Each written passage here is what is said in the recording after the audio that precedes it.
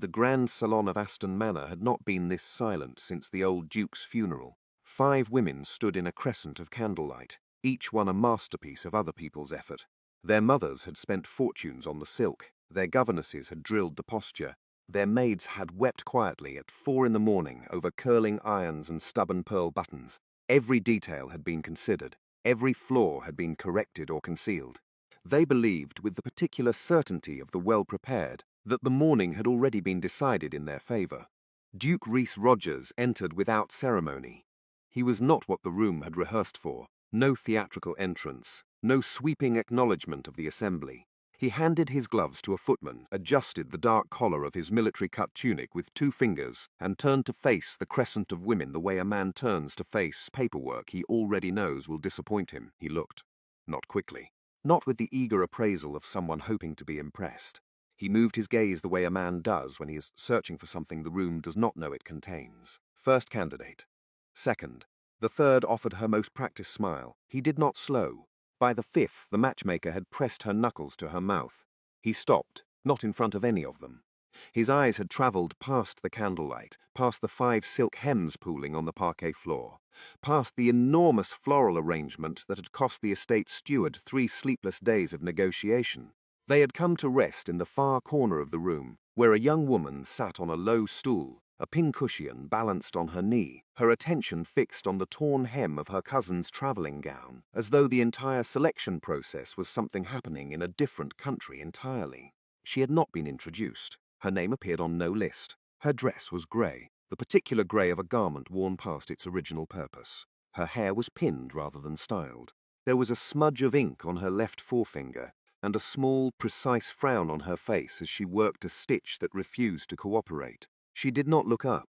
When she finally did, it was only because the silence had grown a weight she could feel on the back of her neck. Duke Rhys Rogers was staring directly at her. She glanced behind herself. Stone wall. She looked back. His voice, when it came, was unhurried, almost quiet, the voice of a man accustomed to being obeyed without volume. Bring me the one they deem useless. No one moved. The matchmaker's breath became audible. The 5 candidates turned, toward the corner, then back, then toward the corner again, their expressions cycling through confusion, offence, and something that looked almost like relief that it was not, somehow, their fault. The girl with the pincushion slowly set down her needle. 5 shimmering futures cracked apart like the silence that had held them. Nobody in the salon of Aston Manor had expected the morning to go this way, least of all Katie Stewart. The salon did not recover gracefully. For approximately 4 seconds after Duke Rhys Rogers spoke, the room held its collective breath in the particular aristocratic paralysis that descends on people who have rehearsed every possible outcome, except the one currently happening in front of them. Then, all at once, it exhaled. The result was not pretty. Lady Ruby Stevens moved first. She always moved first. It was, her mother had told her repeatedly, one of her finest qualities. She turned from the corner where Katie Stewart sat frozen on her low stool, and she smiled. It was the kind of smile that takes years of careful social engineering to perfect, wide enough to suggest graciousness, tight enough at the edges to communicate something far less charitable. How charming, she said, to no one in particular, in the tone people use when they mean the precise opposite. The other 4 candidates unravelled with less composure. The youngest, a pale girl from the northern counties whose name Katie had never learned, simply burst into tears, which her chaperone immediately smothered beneath a silk handkerchief, as though grief were something that could be suffocated before anyone noticed. The remaining 3 arranged their faces into various configurations of dignified confusion, and began the slow, magnificent work of pretending they had not just been passed over in favour of someone holding a pincushion. The matchmaker, Mrs. Aldred, a small, efficient woman who had successfully arranged 11 noble unions and taken considerable professional pride in that number, stood very still in the centre of the room, with the expression of a woman watching 11 become irrelevant. "Your Grace," she tried once more, her voice admirably steady given the circumstances. "Perhaps a moment of consideration." "I have considered," Rhys said. He had not moved, his eyes had not left Katie's face. "Bring her forward." Katie stood. She did it slowly, the way a person does when their legs have temporarily forgotten their function. The pincushion tumbled from her knee and hit the parquet with a soft, ridiculous thud. She did not pick it up. She straightened her grey dress by instinct. It did not improve significantly. Then she walked forward, because there was nothing else to do, and because every eye in the room had made retreat geometrically impossible. What happened next occurred in two distinct theatres simultaneously. In the first, the visible one, the salon floor, Katy crossed the parquet under the weight of 60 stairs, stopped 3 feet from the Duke, and looked up at him with the expression of someone who has just been asked to account for a mistake they did not know they were making. In the second theatre, conducted entirely in furious whispers along the left wall, Katy's family was quietly coming apart at the seams. Her Aunt Cecilia, a woman whose entire social strategy had been built on the careful deployment of her 2 daughters as marriageable assets, gripped her eldest daughter Margaret's arm with a force that would leave marks. "Smile," she hissed through her teeth. "We knew. We always intended for Katy to. We were simply waiting for the right." She stopped. Even she could not finish the sentence with any structural integrity. Margaret, to her credit, smiled so hard her jaw ached. Katy's cousin Eliza, who had spent the better part of 6 months making clear to Katy exactly how peripheral she was to the family's ambitions, now watched the Duke's attention remain fixed on her plain, ink-stained, pincushion-dropping relative and experienced something she would later describe to her diary as a spiritual injury. On the other side of the room, Lady Ruby had stopped smiling. It had lasted impressively long, that smile, through the matchmaker's protest, through Katy's stumbling walk across the floor, through the first murmurs rippling through the assembled guests like wind through dry grass. But now, watching the Duke take a small step toward the girl in the grey dress and lower his voice to say something that no one else in the room could hear, Ruby's expression recalibrated into something sharper, quieter, and considerably more dangerous. She was not a woman who accepted being overlooked. She was, in fact, constitutionally incapable of it. She had been the front runner. Every whisper in every drawing room from here to the county border had agreed on that point. Her bloodline was immaculate. Her dowry was substantial. Her curtsy was, by all objective measures, flawless, and the Duke had looked past her as though she were part of the wallpaper. She filed that away somewhere cold and private, and turned to her chaperone with a smile so controlled it barely moved her face. "We should freshen up before luncheon," she said pleasantly. "It's been a long morning." By the time the salon began to empty, the rejected candidates ushered toward their respective carriages and their respective mortifications. Aunt Cecilia had already constructed an entirely new reality. By her telling, whispered urgently to 3 separate acquaintances before she had even reached the corridor, the Duke's choice had been quietly anticipated. Katy, she explained with a composed nod, was simply a girl of hidden depth. Understated. The Duke, being a man of rare perception, had clearly seen what they had always known. Nobody believed her. Everyone nodded anyway. And upstairs, in the narrow room that had been assigned to Katy because it faced away from the garden, 3 of Cecilia's housemaids arrived within the hour carrying borrowed petticoats, a curling iron, and the kind of grim, cheerful efficiency reserved for impossible tasks. "Arms up," the eldest said, holding a dress that had last been worn by a cousin 2 sizes smaller than Katy. Katy raised her arms. She stared at the ceiling. Somewhere below she could still hear the salon buzzing. She had attended this selection to mend hems and remain invisible. She had apparently failed spectacularly at both. They gave her an hour, 1 hour to be transformed, by the collective anxious effort of 3 housemaids and Aunt Cecilia's hovering, from the girl who mended hems into something the Duke of Aston Manor could reasonably present to polite society without causing a diplomatic incident. The result was imperfect. The borrowed dress fit well enough in the shoulders and not at all in the waist, requiring 2 strategic pins that Katy was instructed, under no circumstances, to breathe too deeply near. Her hair had been coiled and pressed into a shape it clearly found unnatural. Someone had produced a pair of gloves a half size too small. She looked, she thought, like herself wearing a costume of herself, which was, she supposed, precisely the problem. The footman who collected her from the corridor was professional enough not to let his expression comment on any of this. He led her through the east wing of Aston Manor with the brisk neutrality of a man who had seen stranger things in this house and expected to see stranger still. He stopped before a set of dark panelled doors, knocked twice, and stepped aside. "Miss Stewart," a voice said from within. "Come in." She came in. The study was not what she had expected, though she would have struggled to say precisely what she had expected. Something more theatrical, perhaps, more in keeping with a man who made decisions that rearranged entire rooms full of people without apparent effort. Instead, it was simply a working room. Books stacked rather than arranged, maps, weighted open at the corners with whatever came to hand. A desk buried under correspondence that suggested the Dukedom of Aston was considerably more administrative than romantic fiction typically implied. Rhys Rogers stood at the window with his back to her, his dark tunic exchanged for a plainer coat, hands clasped behind him in the posture of a man who spent a great deal of time thinking at windows. He turned when she entered. His gaze moved over the borrowed dress, the architectural hair, the two small gloves. Something crossed his face briefly. Not amusement, exactly. Recognition, perhaps. "They dressed you," he said. "They did," Katie agreed. "You look uncomfortable. The gloves are half a size too small, and there are two pins in my waist that I've been told not to breathe near, so yes, moderately." He was quiet for a moment. Then he gestured to the chair across from his desk and moved to sit behind it, which Katie found privately reassuring. A desk between them was sensible. A desk between them was a thing she understood. She sat. She folded her hands in her lap, felt the gloves protest, and unfolded them again. Rhys studied her with the same unhurried attention he had used in the salon, the gaze of a man who was genuinely looking rather than performing the act of looking. It was, she found, both easier and harder to be on the receiving end of up close. "I imagine," he said finally, "that you have questions." "One or two," Katie said, "though I suspect the more pressing question is the one you should be asking yourself." He tilted his head slightly. "Which is, why you did what you did this morning." She met his eyes directly, because she had never quite mastered the art of looking away at the appropriate moment. "Those 5 women were exactly what you asked for. Their families spent months preparing them. Mrs.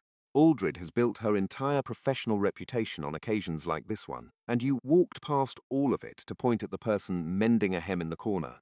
She paused. "That is not the behavior of a man who has thought this through." The room was very quiet.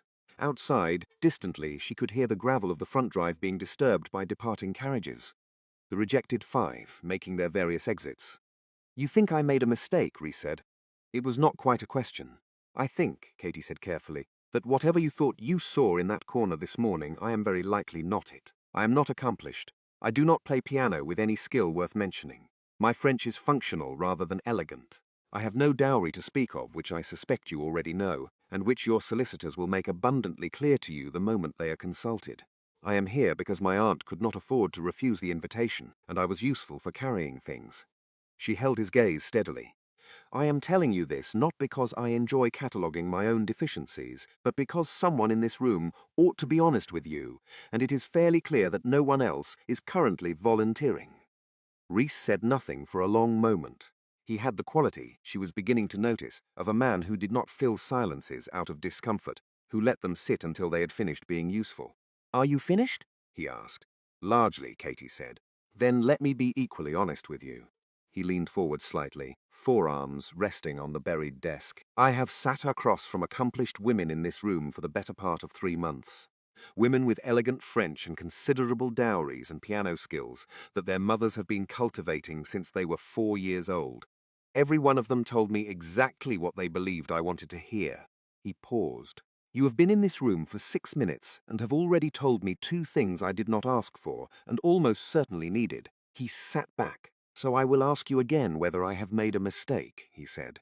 "And I will ask you to consider the possibility that you are not the most objective judge of your own value." Katie opened her mouth, closed it. It was, she realized with some irritation, a fair point. Outside, the last carriage rolled down the Aston Drive. The morning was over. Whatever came next had already quietly begun. She found Katie at 7 in the morning. Not metaphorically, she quite literally found her, in the manner of someone who had been told where Katie was and had decided to arrive before Katie could be anywhere else. Katie was in the small sitting room off the east corridor, still in her nightgown with a shawl pulled over her shoulders, attempting to return the borrowed dress to a condition that would not embarrass its original owner. She had unpicked the 2 strategic pins and was repairing the stress they had caused to the fabric with the quiet, automatic competence of someone who had been fixing other people's things for so long it had become indistinguishable from breathing. She did not hear the door open. She became aware of the Dowager Duchess Page Rogers only when a cup of tea appeared on the small table beside her, placed there by a hand adorned with 3 rings and the unhurried confidence of a woman who had never once in her life needed to announce herself. "You sew well," the Dowager said, settling into the chair across from Katie as though she had been sitting in it for years. She was perhaps 60, with silver hair dressed simply and eyes the same dark shade as her son's. Though where Reese's gaze had the quality of careful assessment, his mother's had something warmer underneath it, something that had already decided and was simply waiting for the rest of the room to catch up. Katy set down the dress. "Your Grace, I apologize. I didn't hear. No apology necessary. I came quietly on purpose." She poured her own tea from the pot a maid had apparently delivered without Katy noticing that either. "I wanted to see what you did when no one was watching." Katy looked at the dress in her lap. "Apparently I mend things." "Apparently," the Dowager agreed pleasantly. "Drink your tea." Katy drank her tea. For a few minutes neither of them spoke, which Katy found alarming and then, gradually, did not. There was something about the Dowager's silence that was different from the weighted, performative quiet of the salon yesterday. This was the silence of a woman who had nothing to prove and had reached the age where she found that restful rather than unsettling. "You spoke plainly to my son, Sniesi," the Dowager said eventually. "I may have overcorrected in that direction," Katy said. "You told him he had made a mistake. To his face, in his own study." A pause. "Do you know how many people in his acquaintance have told Reese Rogers he has made a mistake in the last 5 years?" Katy considered. "Given the general atmosphere of this house, I would estimate very few." "None," the Dowager said simply. "Not one. His advisers disagree with him on paper, in careful language, with appropriate qualifications. His friends, such as they are, have learned to redirect rather than contradict. And the women who have sat in that study before you said nothing of consequence whatsoever." She set down her cup. "So you will understand why he found yesterday's conversation somewhat startling." Katy was not sure whether this was a compliment or a warning, and suspected it was deliberately both. "He was not always like this," the Dowager continued, and her voice shifted slightly. Not softer exactly, but more considered, the way a person's voice changes when they are speaking about something they have spent time thinking about alone. "He was not always so, contained. His father's title came to him 12 years ago, and it came badly, with debt attached, and an estate that needed rebuilding, and a seat in the Lords that required twice the effort to command respect because he was 23 and looked younger. He learned very quickly that showing uncertainty was the same as inviting it to be used against you." She smoothed a non-existent wrinkle from her skirt. "The armor was necessary. The difficulty is that armor, worn long enough, stops feeling like something you put on and starts feeling like something you simply are." Katy looked at her quietly. "You're telling me this because you want me to understand him." "I'm telling you this," the Dowager said, "because I want you to understand that when he is cold, it is not indifference. When he is short, it is not contempt. And when he pushes, it is generally because he is waiting to see whether you will push back." She met Katy's eyes directly. "The women who came before you did not push back. They accommodated and they softened and they rearranged themselves to fit whatever shape they thought he wanted, and he found every single one of them utterly exhausting. That is a significant amount of information to share with someone you met 4 minutes ago," Katy said. The Dowager smiled. It transformed her face entirely. "I have been watching people in this manner for 35 years, Miss Stewart. I have become efficient." She rose from the chair with the unhurried grace of someone who had long ago stopped performing movement for an audience. "I would like to show you the house this morning, if you are agreeable. The parts the footman won't show you. The parts that explain things words don't quite manage." Katy looked at the half-mended dress in her lap, then at the woman standing before her, then at the tea she had not quite finished. "I'll need 10 minutes to dress," she said. "I'll need 11, the Dowager replied, and moved toward the door. She paused with her hand on the frame and looked back, and there was something in her expression that was fond and appraising in equal measure. "He chose correctly, incidentally, in case you were still undecided on that point." She left before Katy could formulate a response, which, Katy suspected, was entirely intentional. She found Katy at 7 in the morning. Not metaphorically, she quite literally found her, in the manner of someone who had been told where Katy was and had decided to arrive before Katy could be anywhere else. Katy was in the small sitting room off the east corridor, still in her nightgown with a shawl pulled over her shoulders, attempting to return the borrowed dress to a condition that would not embarrass its original owner. She had unpicked the 2 strategic pins and was repairing the stress they had caused to the fabric with the quiet, automatic competence of someone who had been fixing other people's things for so long it had become indistinguishable from breathing. She did not hear the door open. She became aware of the Dowager Duchess Paige Rogers only when a cup of tea appeared on the small table beside her, placed there by a hand adorned with 3 rings and the unhurried confidence of a woman who had never once in her life needed to announce herself. "You sew well," the Dowager said, settling into the chair across from Katie as though she had been sitting in it for years. She was perhaps 60, with silver hair dressed simply and eyes the same dark shade as her son's. Though where Reese's gaze had the quality of careful assessment, his mother's had something warmer underneath it, something that had already decided and was simply waiting for the rest of the room to catch up. Katie set down the dress. "Your Grace, I apologize. I didn't hear. No apology necessary. I came quietly on purpose." She poured her own tea from the pot a maid had apparently delivered without Katie noticing that either. "I wanted to see what you did when no one was watching." Katie looked at the dress in her lap. "Apparently I mend things." "Apparently," the Dowager agreed pleasantly. "Drink your tea." Katie drank her tea. For a few minutes neither of them spoke, which Katie found alarming and then, gradually, did not. There was something about the Dowager's silence that was different from the weighted, performative quiet of the salon yesterday. This was the silence of a woman who had nothing to prove and had reached the age where she found that restful rather than unsettling. "You spoke plainly to my son, Sniesi," the Dowager said eventually. "I may have overcorrected in that direction," Katie said. "You told him he had made a mistake. To his face, in his own study." A pause. "Do you know how many people in his acquaintance have told Reese Rogers he has made a mistake in the last 5 years?" Katie considered. "Given the general atmosphere of this house, I would estimate very few." "None," the Dowager said simply. "Not one. His advisers disagree with him on paper, in careful language, with appropriate qualifications. His friends, such as they are, have learned to redirect rather than contradict. And the women who have sat in that study before you said nothing of consequence whatsoever." She set down her cup.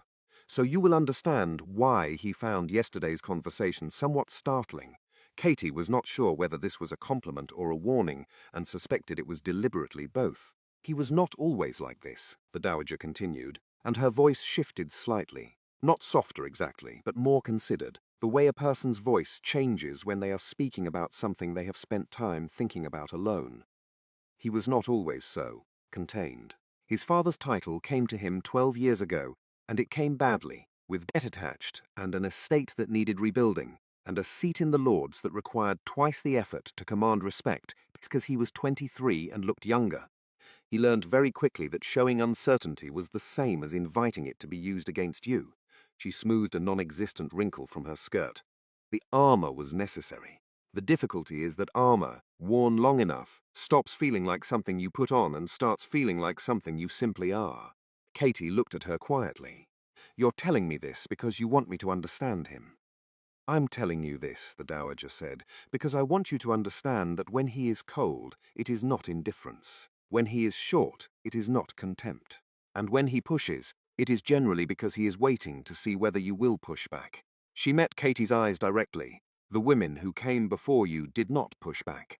They accommodated and they softened and they rearranged themselves to fit whatever shape they thought he wanted, and he found every single one of them utterly exhausting. That is a significant amount of information to share with someone you met 4 minutes ago," Katie said. The Dowager smiled. It transformed her face entirely. "I have been watching people in this manner for 35 years, Miss Stewart. I have become efficient." She rose from the chair with the unhurried grace of someone who had long ago stopped performing movement for an audience. "I would like to show you the house this morning, if you are agreeable. The parts the footman won't show you. The parts that explain things words don't quite manage."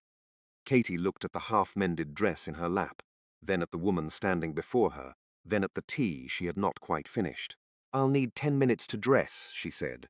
"I'll need 11, the Dowager replied, and moved toward the door. She paused with her hand on the frame and looked back, and there was something in her expression that was fond and appraising in equal measure. "He chose correctly, incidentally, in case you were still undecided on that point." She left before Katie could formulate a response, which, Katie suspected, was entirely intentional. She couldn't sleep. This was not unusual. Katie had never been a reliable sleeper. Her mind had a tendency to continue working long after the rest of her had submitted a formal request for quiet, turning over problems and conversations and unfinished tasks with the relentless industry of something that had not been informed that nighttime was supposed to be different. Tonight it was turning over Ruby's smile, the precise calibrated warmth of it, the way every question had been shaped like concern and functioned like a scalpel. She gave up at 11:30, pulled her shawl over her shoulders, and went looking for the library. The Dowager had shown it to her that morning during their tour, a long, high-ceilinged room on the manor's second floor that smelled of old paper and wood smoke, and the particular stillness of a space that is used seriously rather than decoratively. Katy had noted it the way she noted most things she wanted, quietly, without drawing attention to the wanting. She found it without much difficulty. She also found, which she had not anticipated, that it was already occupied. Rhys Rogers was at the far end of the room, seated not at the large central table, but in one of the worn leather chairs pulled close to the dying fire, his long legs extended, a sheaf of papers balanced on his knee. He had removed his coat. His cravat was loosened. There were 2 empty cups on the small table beside him and a third that was not yet empty, and the fire had burned down to the kind of low, amber glow that suggests it has been company for some time. He looked up when she appeared in the doorway, and for a moment neither of them spoke. "Miss Stewart," he said, without particular surprise. "Your Grace," she said, "I didn't know anyone was. I'll go." "You don't have to," he said it simply, without the performative graciousness of an invitation. A statement of fact rather than social courtesy, which she found, perversely, more comfortable than the alternative. He gestured toward the chair across from his, with the hand that wasn't holding the papers. "The fire's still reasonable." She came in. She sat. She pulled her shawl tighter and looked at the fire rather than at him, because looking at the fire was the sort of thing a person could do without it meaning anything. He returned to his papers. She took a book from the table beside her without checking the title and opened it to a random page and did not read a single word. After a while he set the sheaf down on top of the others and pressed 2 fingers briefly to the bridge of his nose in the gesture of a man whose head has been cooperating under protest for several hours. "Bad news?" Katy asked, before she had fully decided to speak. He looked at the papers. "Complicated news," he said, "which is generally worse." He picked up his cup. "The North tenancies have been mismanaged for the better part of 4 years. My previous steward was thorough in his records and creative in his arithmetic, which is the most damaging possible combination.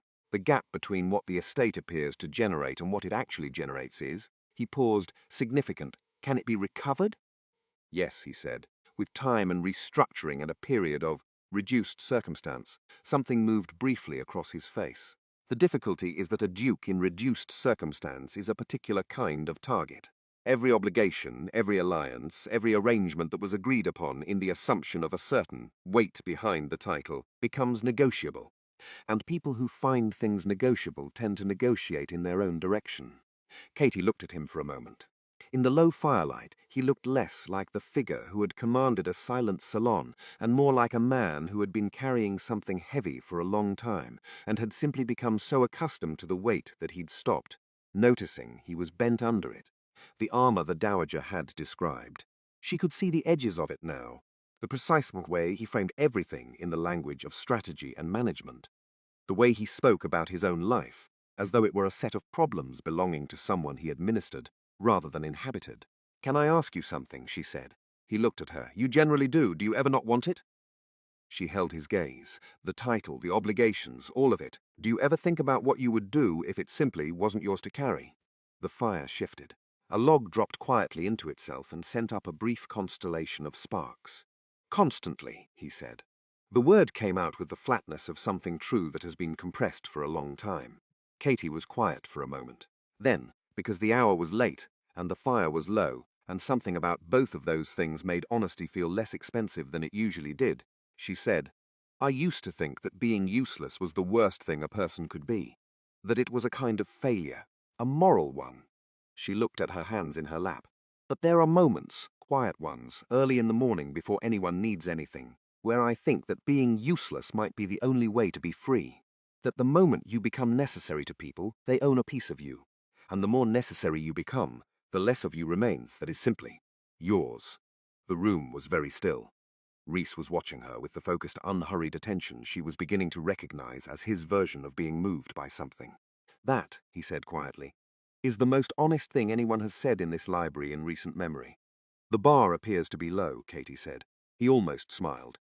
It was the closest she had seen him come to it, a slight shift at one corner of his mouth, barely there, gone almost before it arrived. "Get some sleep, Miss Stewart," he said. "The fire's nearly done." She closed the book she hadn't read. She stood. She paused at the door. "For what it's worth," she said, without turning around, "I think you carry it well, even when it's too heavy." She didn't wait for a response. She slipped out into the dark corridor and pulled the door quietly behind her, and walked back to her room in the particular, complicated peace of someone who had said a true thing out loud and survived it. Abby Bell was not technically supposed to talk to her. This was not a formal prohibition. No one had sat Abby down and explained that the lady's maid assigned to assist Miss Stewart during her stay at Aston Manor was to limit her conversation to matters of hairpins and hem lengths.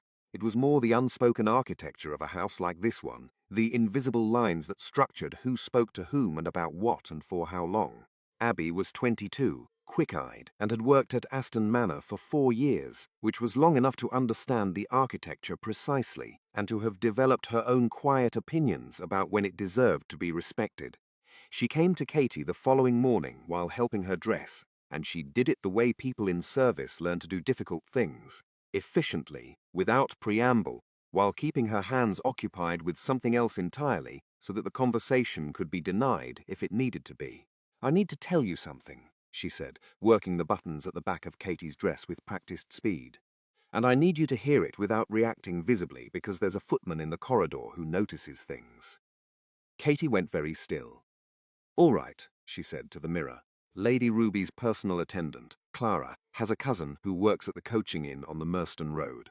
Abby's fingers moved steadily up the buttons. 3 days ago, a messenger left Aston wearing Ruby's colours. Clara told the laundry girl, who told the kitchen maid, who told me. A brief pause. "He was heading in the direction of your home district, Miss Stewart.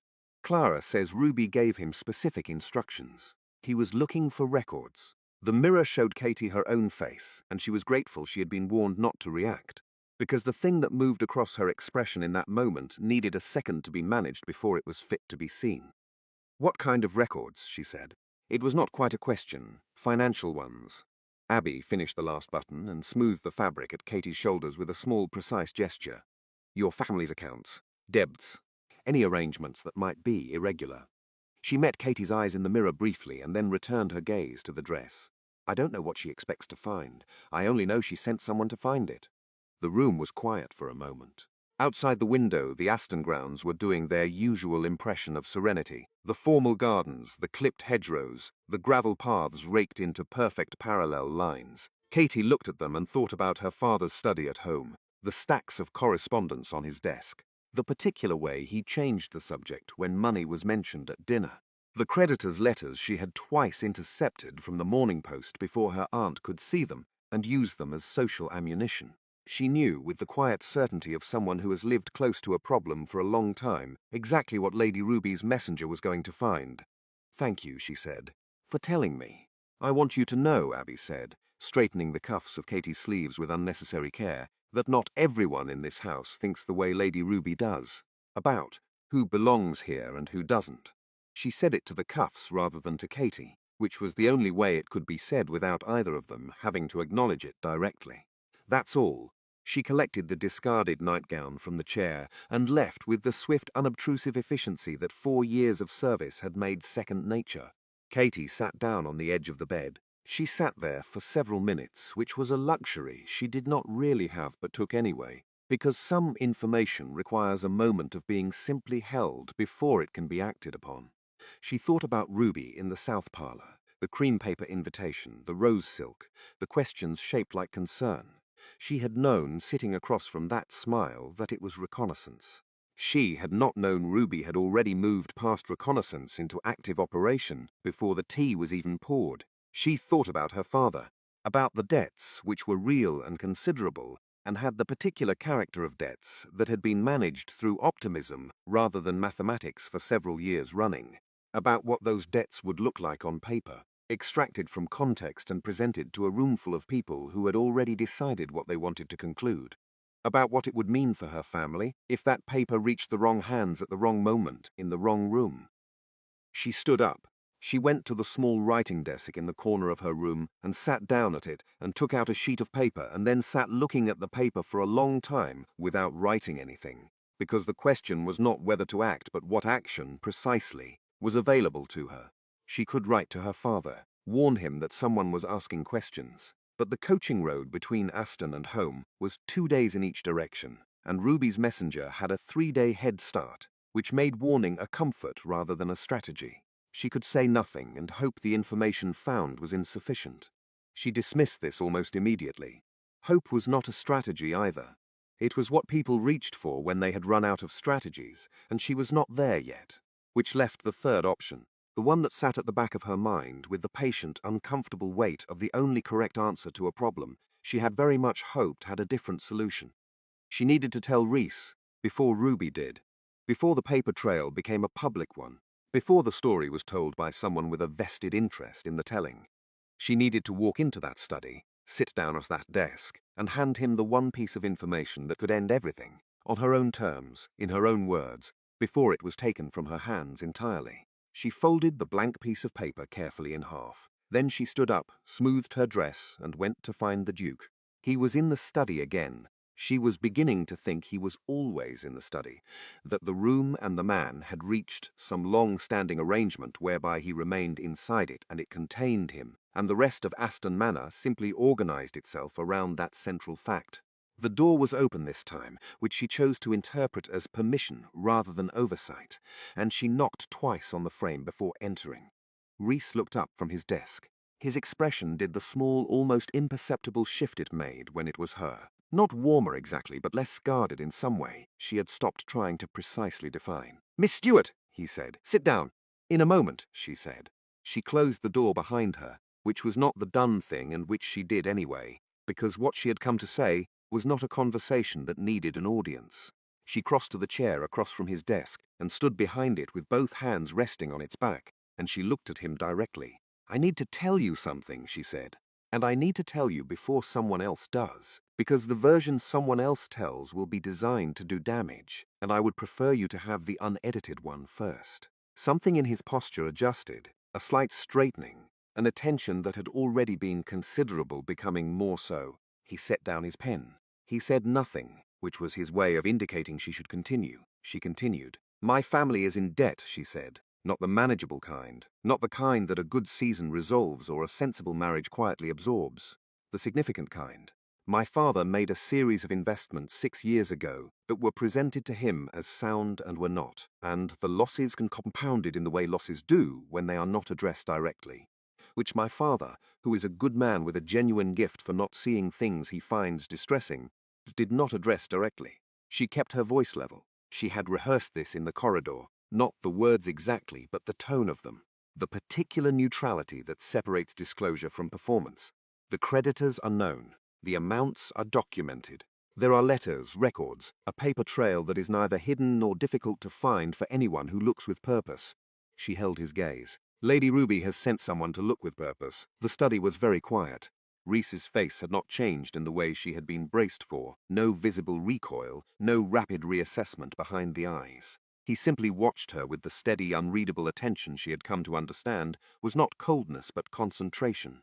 He was listening, fully, without the fraction of his attention already composing a response.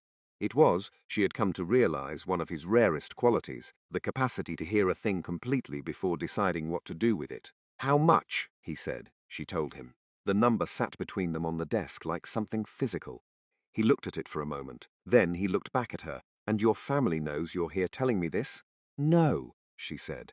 "My family would be horrified. My aunt would consider it a catastrophic tactical error. She believes these things should be managed through misdirection and strategic optimisms until they resolve themselves or someone else deals with them." A brief pause. "They have not, thus far, resolved themselves. But you came anyway." "I came anyway," she agreed. "Because the alternative was waiting for Ruby to walk into a room full of people with a sheaf of documents and a smile, and I find I have very little appetite for being the subject of that particular theatre." She straightened slightly, hands still resting on the back of the chair. "I am not asking you to fix it. I am not asking for anything. I am telling you because you are the one person in this house who has consistently indicated a preference for the truth over the comfortable version of it, and it seemed consistent, to extend you the same courtesy. Something moved across his face. Not the almost smile she had seen in the library, something quieter than that, something that took longer to arrive and carried more weight when it did. He stood up. He did not come around the desk. He simply stood, which had the effect of changing the geometry of the room in a way she felt without quite being able to articulate. He was looking at her with an expression she had not seen on him before, not assessing, not contained. Something more direct than either of those things. Katie, he said. It was the first time he had used her given name, and he said it without apparent awareness that he was doing something different, which made it considerably more significant than if he had chosen it deliberately. I need to tell you something as well. She waited. The debts, he said. Your family's creditors. He paused for a fraction of a second in the manner of a man selecting the precise words for something that has already been decided. I bought them 3 weeks ago. The room did not move. Katie was fairly certain she did not move. The fire continued with complete indifference. I beg your pardon, she said. The paper trail, Ruby, is chasing leads to a dead end, he said. The debts exist in record, but the creditor of record is now the Aston estate, which means they are mine to call in or to cancel as I see fit. He held her gaze. I had intended to tell you at a more considered moment. You have somewhat accelerated the timeline. Katie looked at him for a long moment.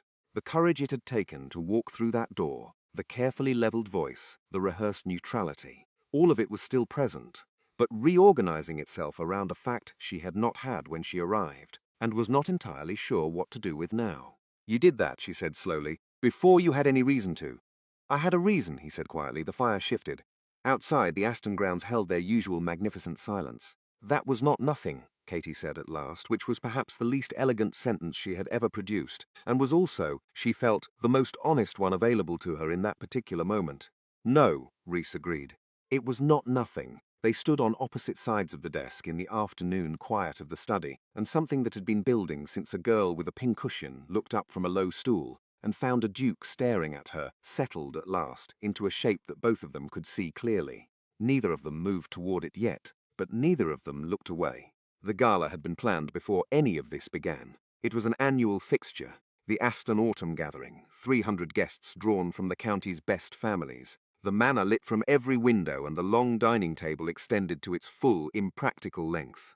It was the kind of evening that functioned as both celebration and audit, where the local gentry arrived in their finest and spent the better part of 4 hours assessing one another's circumstances with the practiced subtlety of people who had been doing exactly that for generations.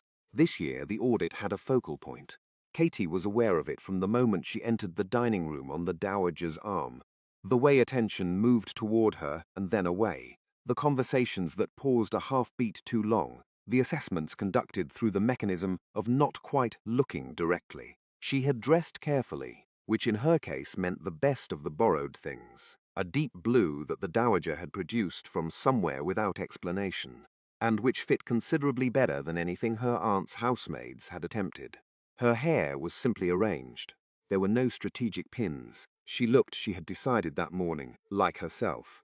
That would have to be sufficient. Reese found her before dinner was announced. He appeared at her side with the quiet, deliberate ease of a man who had decided where he intended to be, and seen no reason to make a production of arriving there, and he offered his arm without particular ceremony. "How are you?" he said, not the social version of the question. Remarkably composed given the circumstances, Katie said. "You?" "The same." A brief pause. "Stay near me tonight." She looked up at him. "Is that a request or an instruction?" "Whichever one you'll actually follow," he said, and she almost smiled, and they went in to dinner. Ruby had positioned herself 3 seats down on the opposite side of the table, which gave her sightlines to both Katie and the room's most influential guests simultaneously. Katie noticed this because she had spent enough time in rooms with Ruby to understand that her seating choices were never accidental. She was in ivory tonight, a deliberate choice, Katie suspected, the color of brides and innocence and prior claim. Her smile over the first course was radiant and general, distributed across the table, with the even-handed warmth of a woman who had nothing but goodwill for everyone present and was simply waiting for the correct moment to demonstrate it. The moment came between the third and fourth courses. It arrived in the form of a question, the most effective weapon in a certain kind of arsenal because it requires no accusation, only the appearance of innocent inquiry. Ruby addressed it to the table at large, in the pleasant tone of someone sharing a mildly interesting observation. "I wonder," she said, during a natural lull in the conversation, "whether anyone else has had occasion to look into the Stuart family history. I only ask because I've recently come across some rather illuminating records from their home district." She let the pause breathe. Around the table, Fawkes stilled almost imperceptibly. "Matters of finance, primarily. It seems there are some quite significant irregularities." She turned to Katie with an expression of exquisite concern. "I'm sure it's nothing you're not already aware of, Miss Stewart. I simply feel that in the interest of transparency, these things ought to be in the open, particularly given your position here." The dining room performed its collective intake of breath. Katie set down her fork. She had known this was coming. Had known since the south parlour, since Abby's warning, since she had sat on the edge of her bed, and understood that Ruby was not the kind of woman who gathered ammunition without intending to use it. Knowing had not made sitting inside the moment any more comfortable, but it had given her the one thing that mattered. She was not surprised. And in a room where surprise was a vulnerability, the absence of it was its own kind of armor. She opened her mouth. Reese spoke first. "The Stewart family finances," he said, in the quiet, unhurried voice that carried without effort to every corner of the room, "are a matter I'm fully acquainted with." He did not look at Ruby. He addressed the table with the particular, calibrated ease of a man who had spent years commanding rooms and had simply decided to do so now. "I have been acquainted with them for some weeks. The relevant debts are held by the Aston estate and will be resolved as a matter of course." He lifted his wineglass with the unhurried ease of someone closing a door on a subject that no longer merited discussion. "I appreciate Lady Ruby's concern for transparency.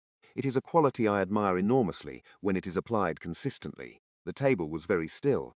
Reese set down his glass, and now for the first time he turned to look at Ruby directly. "I wonder," he said with perfect pleasantness, "whether you might extend us the same transparency regarding the nature of the inquiry you commissioned into Miss Stuart's private family affairs. The messenger, the records request, the rather considerable effort involved in gathering information about a guestess in my house without my knowledge for the purposes of," he paused, appearing to consider the word with genuine care, "Deemland." Ruby's face did not collapse. She was too skilled for that.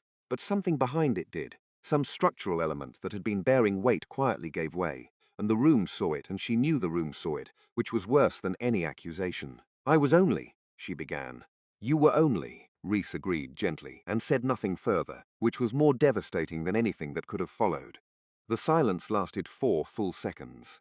Then the dowager, seated at the head of the table, lifted her own glass and turned to the guest on her left with a remark about the quality of the autumn's first pressing, and the room, understanding that the evening had been authoritatively redirected, followed.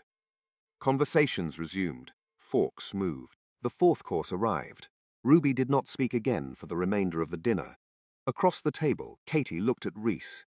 He was already looking at her, had perhaps not stopped, with the expression she had last seen in the study when he told her about the debts.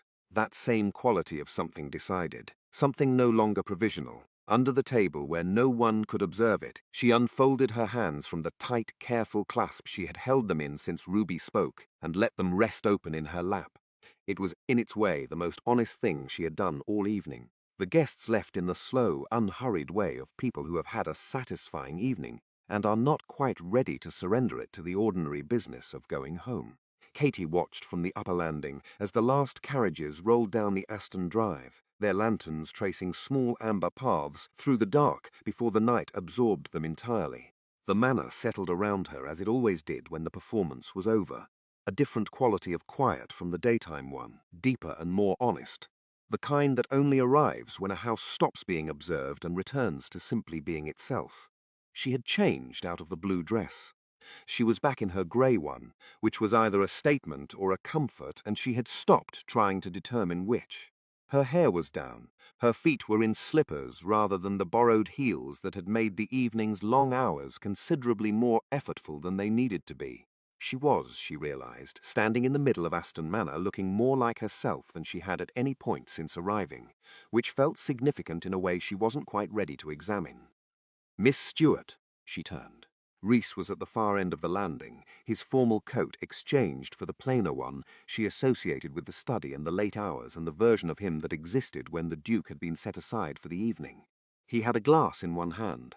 He looked tired in the way that has nothing to do with sleep, the particular exhaustion of a person who has been performing competence for a roomful of people for 4 consecutive hours.